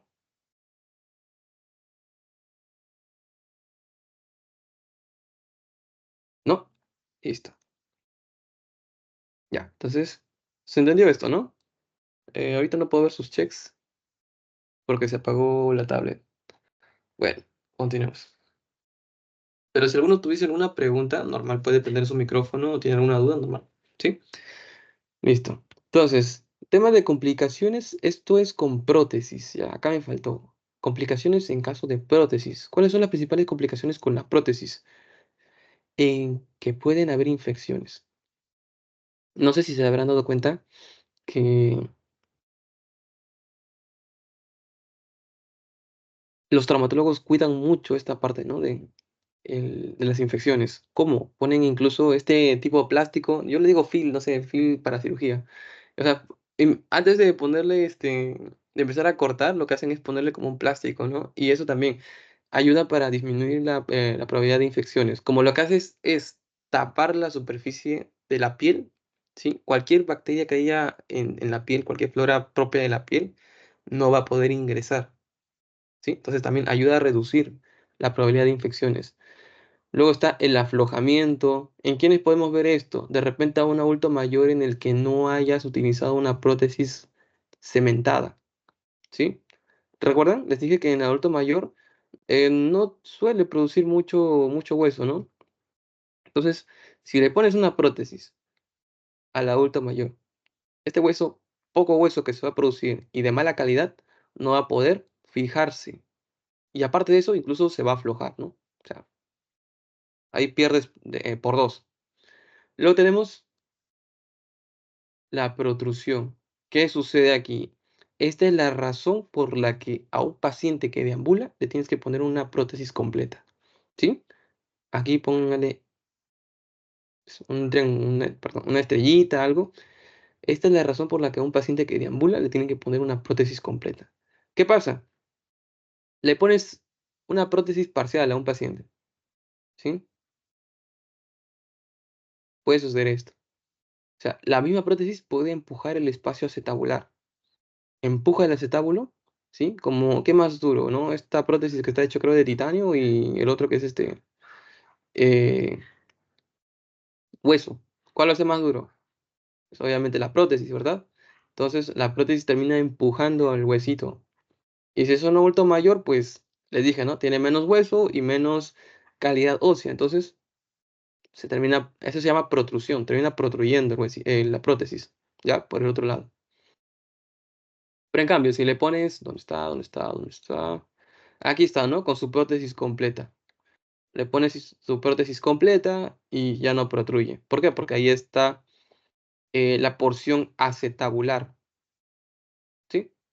Y esto de acá es una imagen de la prótesis desgastada, ¿sí? Está todo desgastado. Por lo general, cuando hablan de poner una prótesis, tiene que durar más o menos 10 años, ¿ah? O sea, pacientes mayores, digamos de unos 89 años, así, se le pone de repente prótesis solamente con la idea de que solo le van a tener que operar una vez, ¿sí? Y ya, está. Estos son los tipos de prótesis. Creo que, bueno, acá solamente aparece la prótesis total, ¿ya? Solo aparece la prótesis total. O sea, tiene la parte del acetábulo y el otro que es la cabeza femoral, ¿sí? Ya les expliqué que a veces esta última parte, ¿sí? Puede tener cementación, puede estar recubierto con con un cemento que tiene mayor porosidad y a través de esa porosidad puede adherirse mucho más lo que es el hueso, ¿sí? A veces este manguito, la parte de abajo, este manguito de aquí, puede tener esto. Aquí está el mango, miren, miren, miren, miren, miren. Y de repente lo han visto así. Hueco acá, hueco, hueco. ¿Sí? También es para que el hueso crezca ahí a través de esos huecos y se pueda fijar. ¿Sí? Ya. Recuerden que todo esto hemos hablado ¿en qué? En fracturas intracapsulares. ¿No me creen? Aquí está, ¿no? Intracapsulares. Todo lo hemos hablado en fracturas intracapsulares. ¿Listo? Ahora hablemos de fracturas extracapsulares. ¿Cuáles eran? La basis cervical, la intertrocanteria y la subtrocanteria. ¿Sí? Ahora aquí, en las extracapsulares o fracturas laterales, vamos a ver. Tenemos aquí la clasificación de Boyd-Griffin. ¿Sí? Tenemos acá Griffin tipo 1, tipo 2, tipo 3 y tipo 4. ¿Cuáles son las estables? Solo la tipo 1. ¿Sí? Estables, solo la tipo 1. Esa es una fractura intertrocanteria simple. ¿Sí? Es estable. ¿Listo? Tipo 2. Esta suele ser inestable. ¿Por qué? Porque además es cominuta. También es intertrocanteria y está desplazada. ¿Sí? La tipo 3 son subtrocantéricas. ¿Ya? Estas son subtrocantéricas. Pueden ser, digamos, como ven en esta imagen, son dos trazos, o sea que es cominuta, ¿no? Pero lo principal es que sean subtrocantéricas. ¿Listo? Ya lo demás eso es lo principal, que sean subtrocantéricas. Y por último, ¿dónde está? Ah, ya. Tipo 4 son fracturas que van a comprometer tanto la parte intertrocantérica como la subtrocantérica. O sea, es la combinación, ¿no? Compromete la parte de arriba y la parte de abajo. Son intertrocantéricas y subtrocantéricas. ¿Listo? Tratamiento. ¿Es estable o es inestable? Si es estable, entonces estos pacientes cuando su huesito consolide, ¿sí? Cuando su huesito consolide y empiece a caminar, ¿sí? El peso del cuerpo no va a hacer que se vuelva a fracturar, ¿sí? Para eso hay varias cositas que hay que tener en cuenta, ¿eh? No solamente es que sea menor de 65, que sea un paciente joven, que tenga buena densidad ósea, no. También tiene que ver mucho la forma del trazo, ¿ya? Entonces, consideren que, de frente, si es estable, puede ser RAFI, ¿ya? Puede ser cruenta, incruenta, o sea, abierto o cerrado. Pueden ser de repente utilizando tornillos, ¿sí? Son los tornillos cefalomedulares, o sea, que van desde, a ver, de aquí hasta aquí, ¿sí? El tornillo entra por aquí. En el tipo uno lo dibujé en el tipo uno, ¿ya? Ahí está. Es un tornillo que va desde la parte entre los trocánteres, sube por el cuello y llega hasta la cabeza, ¿sí? A eso se refiere con tornillos cefalomedulares. Y también, pues, podemos usar placas, ¿sí? Existen varios tipos de placas. Los más famosos son las placas T, las placas L y las placas creo que se llaman, bueno, son placas rectas. Ahorita vamos a ver las placas, ¿ya? Tengo una imagen de las placas también. Y lo otro es si es que no son estables. Si es que no son estables, también podemos usar RAFI o podemos usar de repente clavos endomedulares, ¿sí? Lo importante aquí es que en las estables, ¿sí? En el caso de las estables, puede ser una fijación externa, ¿sí? O sea, sin necesidad de abrir, meter al paciente a operaciones, y que en las no estables siempre se tiene que, pues, abrir, ¿ya? Entonces, sigamos. Ya. Con el tema de fracturas de cadera, esto nuevamente, ¿no? Estos son, me faltó acá poner laterales. ¿Listo? Ya,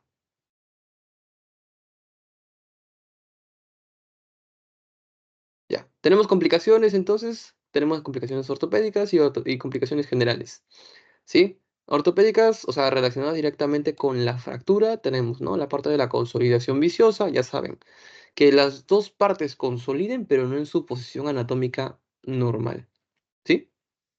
Tenemos la pseudoartrosis, o sea, que no consolide, la necrosis avascular, es más de las mediales, ¿ya? Acá póngale medial, ¿ya saben eso? Y disminución del rango articular, también. Es por esto que, esto último, esta es la razón por la que tienen que mandar al paciente lo antes posible, ¿a dónde? A medicina de rehabilitación. Normalmente lo que hacen no es una, bueno, una pequeña, sí es una pequeña crítica a los traumatólogos, ¿no? Porque los médicos de medicina de rehabilitación siempre se quejan de que los traumatólogos esperan a que la fractura consolide para que recién mandar al paciente a medicina de rehabilitación. Y no, se tiene que mandar desde antes. ¿Por qué? Porque siempre que mandan al paciente después de que consolida la fractura, siempre hay disminución del rango articular. Ya saben, ¿no? Le piden al paciente, levanta los brazos. El paciente levanta y no llega hasta arriba, ¿no? Baja los brazos. El paciente baja y pues baja lento, despacio. Entonces, esos son los problemas de rango articular, ¿sí? Después tenemos las complicaciones generales. Miren acá. Infecciones respiratorias, neumonía, úlceras por presión, sepsis, tromboembolia, ¿sí? ¿Por qué? Está más asociado a qué? ¿Qué les dije? Adultos mayores. Entonces, estas complicaciones pueden hacer que aumentan la morbimortalidad del adulto mayor, ¿sí? Entonces, ¿qué hay que hacer en estos casos? Atender al adulto mayor lo antes posible, detectar también lo antes posible la fractura de cadera para llegar a un tratamiento adecuado, ¿verdad? Entonces, prevención de las fracturas de cadera, ya saben, mejorar la calidad ósea del adulto mayor, ¿sí? Principalmente en adultos mayores, ¿ya? Esto lo tienen que hacer desde jóvenes, es importante, ¿ya? Tanto en adultos mayores hay, incluso, se me olvidó el nombre de esta batería. Eh, bueno, esas son cosas de geriatría, ya, les iba a decir algo de geriatría. Se me olvidó. Ya. De repente luego se los mando por el WhatsApp, ¿sí? El nombre. Es para evaluar al adulto mayor y ponerlo de repente, clasificarlo, ¿sí? De acuerdo a sus capacidades, a su estado general actual y poderlo hacer cierto tipo de actividades que puedan ayudarlo a ganar músculo y de paso pues a ganar calidad ósea, ¿sí? Se me olvidó ahorita el nombre, disculpen. ¿Sí? Luego tenemos el amortiguar las caídas. Algunos utilizan lo que son el tema de las almohadas, ¿ya? Esto más que todo en, eh, centros de ancianos, o sea, hogares del adulto mayor donde suelen, bueno, los asilos, ¿no? Se me había olvidado el nombre, ya, asilos. Lo otro es sobre prevenir las caídas, ¿sí? Ahora, con el tema de prevención de caídas en adulto mayor, cuando vean geriatría, esto lo van a ver muy amplio, ¿sí? Creo que es una clase completa sobre caídas, ¿ah? Ni siquiera sobre fracturas de cadera, sino una clase completa de caídas, ¿ya? Y siempre te hablan de que es un enfoque multidisciplinario. No solamente está el médico geriatra ni el traumatólogo por ahí, ¿sí? En caso de que el paciente ya se caiga, sino que también debe haber psicólogo. Les dije que hay el síndrome post-caída, ¿no? El adulto mayor va a tener miedo de caerse después de haberse caído ya una vez. Lo otro es sobre el uso correcto de los zapatos, ¿no? De repente ponerle zapatos adecuados al paciente, evitar zonas mal iluminadas, ponerle lentes si es que el problema es, ¿no? De repente el problema es de que tiene mala visión, ¿sí? O de repente tiene problemas del equilibrio, tiene vértigo, de repente, ¿no? Hay que mandarlo al otorrino. O de repente su problema en sí es la polifarmacia, ¿sí? De eso también les van a hablar. Hay un Existen creo que no me acuerdo si eran 50 o 100 criterios stop start. Así se llama, stop start. ¿Ya? O sea, iniciar, parar. Entonces, pueden buscarlo. Y en esos criterios se refiere a que en el adulto mayor, qué es lo que debes evitar y qué es lo que puedes darle. ¿Sí? ¿Por qué? Porque, por ejemplo, paciente de adulto mayor no le va a estar dando benzodiazepinas. En sí, la benzodiazepina le va a dar sueño. De repente le vas a dar antihistamínicos tipo cetericina, aumenta el sueño. ¿Sí? Y en adultos mayores aumenta las probabilidades de que se caiga. ¿Está bien? O de repente le vas a dar, bueno, esos criterios de Stop Start también incluyen otras cosas, ¿verdad? No solamente paracaídas. Pero, ya saben, ¿no? Todo eso. Es un enfoque multidisciplinario. También está acá, ¿no? El tema de evitar alfombras, almohadas, tapetes. ¿Por qué? Porque van a ayudar a que se caiga más bien el adulto mayor. Y también evitar el que el adulto mayor suba y baje muchas escaleras, porque también incrementa el tema de las caídas. Antes de pasar al siguiente tema, recuerden, si es que tienen algún adulto mayor en casa, ¿sí? Ya saben, siempre no tengan, hay que hablarle, ¿no? De que tiene que ir al geriatra para evaluarse, más que todo por el tema de calidad de vida, chicos, ¿sí? Más que todo aquí el tema de calidad de vida. De repente muchos tendrán amigos, lo digo porque esto es un tema que sí, muchos de mis amigos lo mencionan, y es que siempre dicen, no, me gustaría vivir solo hasta los 60. ¿Por qué hasta los 60? Porque después ya piensan en un adulto mayor y piensan en una persona que ya está, pues, débil, ¿no? Todo, ¿no? Que es una persona aburrida, no. La cosa es calidad de vida, ¿sí? ¿Y cómo puedes obtener calidad de vida cuando seas adulto mayor? Iniciando desde ahora, ¿sí? Les hablé de que un adulto mayor no puede estar mucho tiempo en cama, no puede estar mucho tiempo echado en cama porque pierde con mayor velocidad masa muscular. Entonces, ¿qué haces? Aumentas la masa muscular, ayudas al adulto mayor a qué? A hacer ejercicios, ¿sí?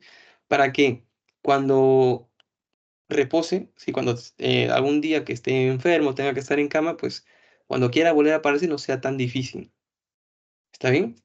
No es lo mismo que tener un adulto mayor con 100, bueno, 100 son muchas, con 10 enfermedades bien tratadas que un adulto mayor con una sola enfermedad que no esté tratada. ¿Sí? Recuerden eso. Y una caída siempre es una caída. No importa si es que el adulto mayor se cae sentado, no importa si es que el adulto mayor se cayó y dice, uy, disculpe, me caí, pero fue como que, ¿no? No, no, no, una caída es una caída. ¿Sí? Siempre, cualquier caída, aunque sea insignificante, es una caída. ¿Listo? Siempre hay que tener en cuenta cualquier caída, por más mínima que sea, haya o no haya sido, como dice, dolorosa. ¿Listo? Entonces, la siguiente pregunta. Paciente de 43 años con fractura intracapsular. Ah, bueno, acá dice también una fractura intracapsular, ¿no? Simple, o sea, que solo se ha fracturado en un trazo, un único trazo. ¿Está bien? Fractura intracapsular simple de cadera desplazada. ¿Cuál va a ser el tratamiento más adecuado?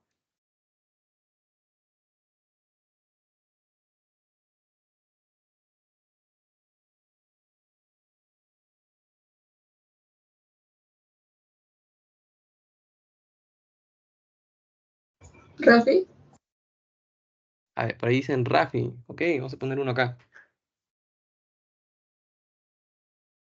¿Quién da más? ¿Quién da menos?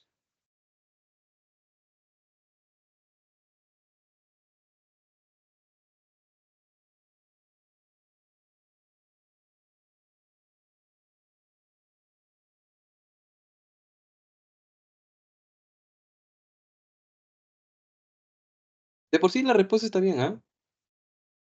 Rafi. ¿Saben? De repente por ahí, si es que les ponían paciente de 43 años con fractura intracapsular simple de cadera, ¿no? Desplazada. Además, coma, tuvo necrosis avascular o de repente les ponen que, ¿cómo se llama esto?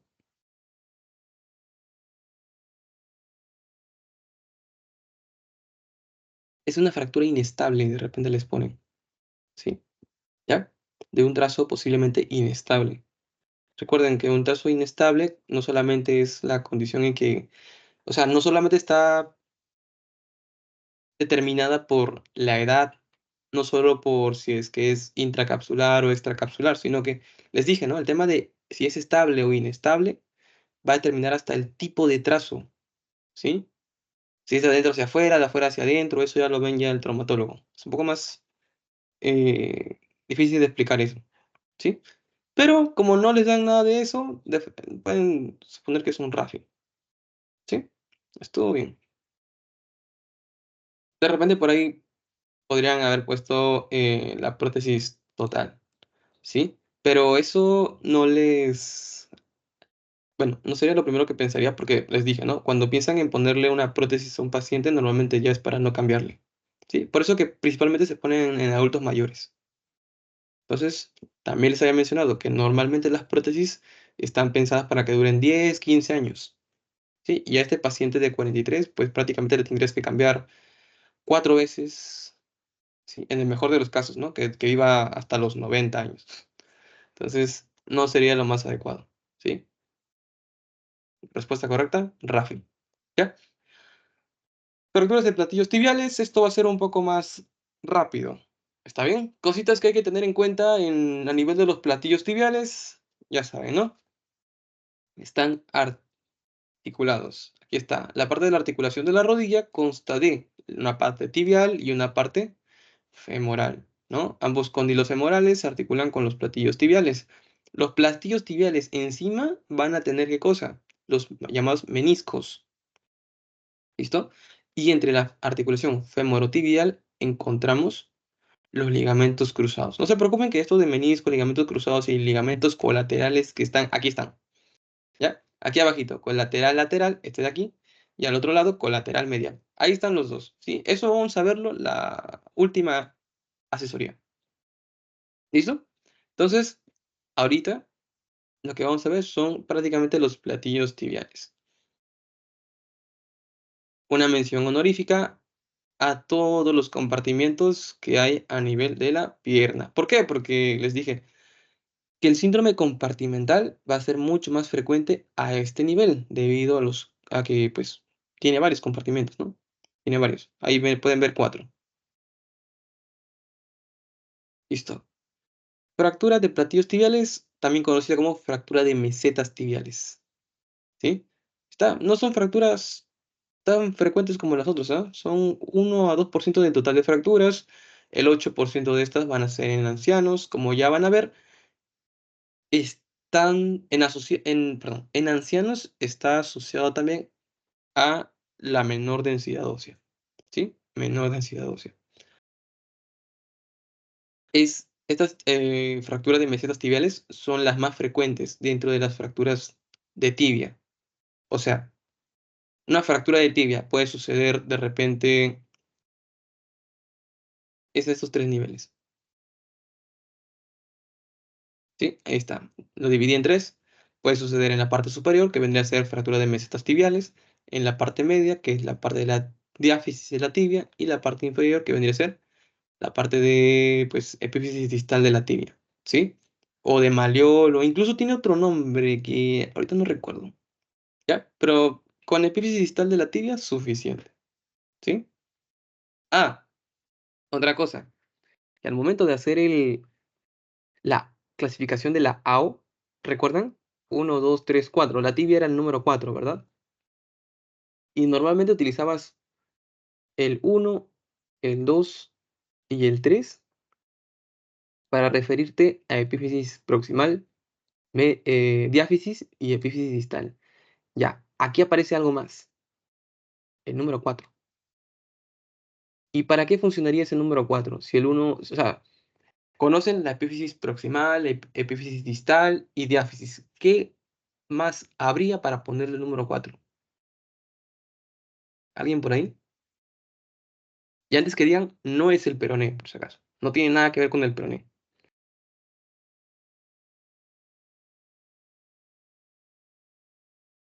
T4, tibia. 1, epífisis proximal. 2, diáfisis. 3, epífisis distal. 4, maleolo. ¿Sí? Listo. Ya, entonces vamos a hablar del... Bueno, eso para... sería 4 T por tibia y 1. ¿Sí? Aquí está. Incluso la AO le pone 4, 1. ¿Ya? Entonces ya saben. Representa al 1 al 2% del total de fracturas. 8% de estas fracturas van a estar asociadas a ancianos.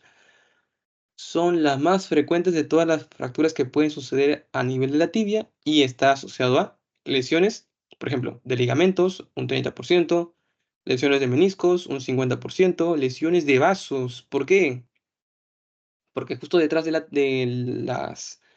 los platillos tibiales, ¿quiénes están? El van popliteo, ¿recuerdan?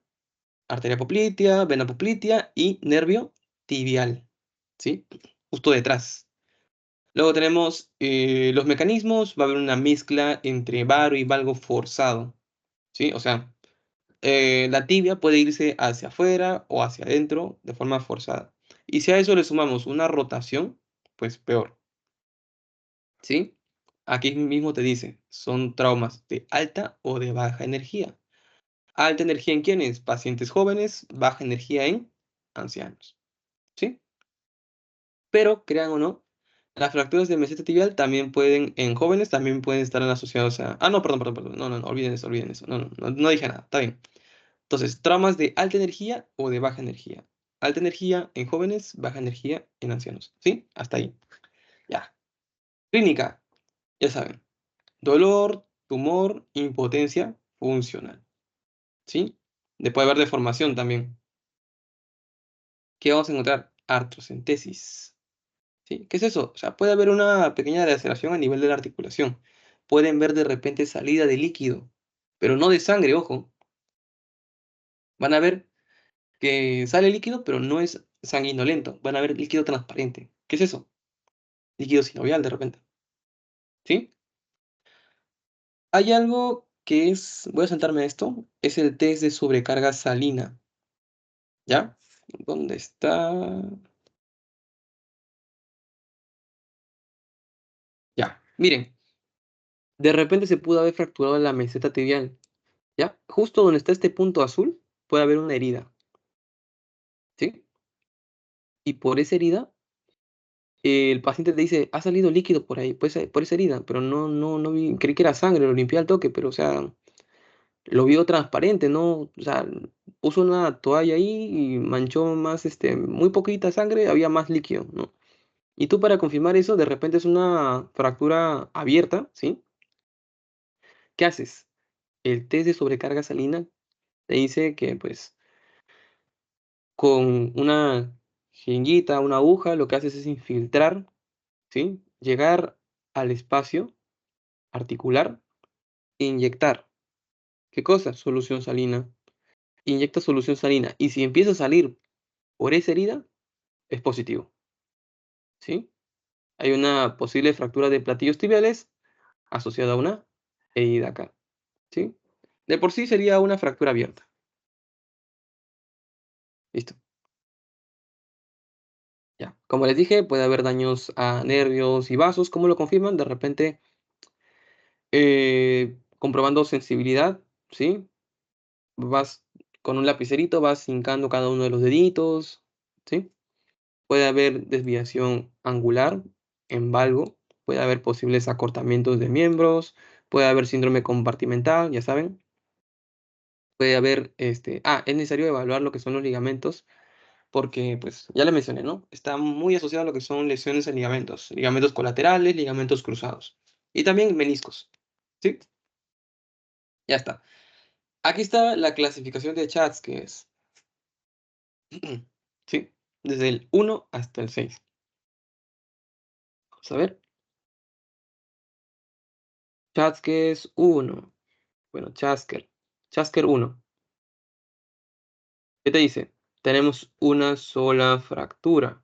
¿Dónde? A nivel del platillo tibial lateral, ¿sí? O meseta tibial externa. Fractura única, nada más, no hay otra lesión. Chasker tipo 2. Tenemos una fractura asociado a hundimiento, ¿sí? Separación más hundimiento. Estos hundimientos están asociados a adultos mayores, ¿sí? Adultos mayores. Y también en pacientes, pues, que por alguna razón tengan baja densidad ósea, ¿no? Aquí abajo también está Chasker tipo 3. ¿Qué tenemos? Hundimiento nada más, ¿sí? De la meseta tibial externa. Hasta aquí estamos hablando solo de meseta tibial externa, ¿sí?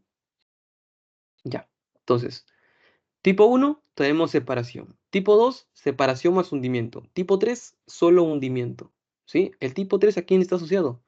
Pacientes con osteoporosis o también adultos mayores, ¿ya? Aquí agréguele adultos mayores. Tipo 4, fracturas, ¿cómo? Internas, ¿sí? Fracturas internas. Estos son más de alta energía. Y acá sí, pues, como dice, ¿no? Lesiones ligamentarias. Tipo 5, aquí tenemos una fractura de ambos lados, ¿sí? Y el tipo 6, tenemos cualquiera de todas las anteriores, pero asociado a una disociación metafo, metafiso, eh, metáfiso diaficiaria. ¿Listo? O sea, prácticamente da una fractura aquí. ¿Sí? Puede estar cualquiera de las 6 anteriores, cualquiera de las 5 anteriores, perdón. Puede ser el 1, el 2, el 3, el 4. Pero si hay una fractura separando la metáfisis de la diáfisis, ya eso lo clasifica en el tipo 6. ¿Listo? Continuamos. Tratamiento quirúrgico. Aquí están las famosas placas en T y las famosas placas en L. ¿Sí? Ahí está. Placa en T, placa en L. Ahí ven los tornillos acanalados. ¿Sí? Está. Entonces, bueno, no les van a preguntar tanto por ese tipo de tratamientos, pero sí quiero que vean esto. ¿No? Miren acá. Por ejemplo, en el tipo 1, ¿recuerdan? Solamente era una fractura en la meseta lateral. Entonces lo que pueden hacer es unir la meseta lateral al resto de la tibia, ¿sí? Utilizando los tornillos acanalados, ¿sí? Ahí está. 2 tornillos acanalados. Aquí en el tipo, este es el tipo, es el tipo 4, ¿sí? Este es el tipo 4, por ejemplo. Lo que utilizan es una placa y los tornillos, ¿sí? No les van a preguntar aquí por este tipo de tratamientos, ¿sí? Un poco salvaje. Lo que sí les van a preguntar, ya saben, ¿no? La clasificación de Chasker. Puede que haya una pregunta de estos. ¿Está bien? ¿Qué más? Ya. Indicaciones de cirugía. ¿En quiénes vas a pedir una cirugía? Por ejemplo, tenemos en caso de fracturas expuestas, ¿sí? En caso de fracturas expuestas, en síndrome compartimental. ¿Por qué? Porque acá hay que hacer fasciotomía, ¿sí?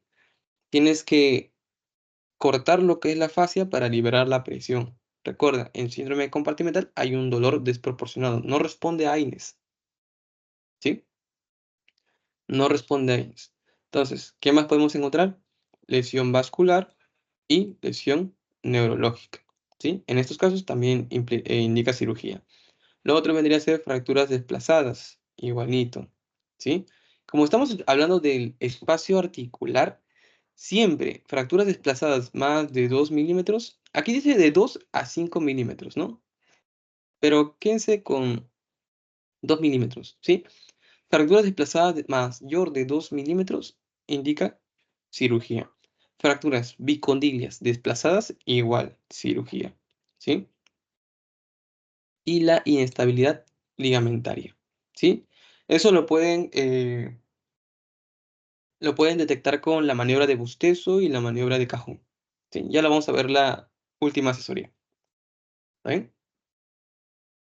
Bueno, chicos, sería todo por el de hoy. Disculpen un poquito la voz, estoy un poco mal,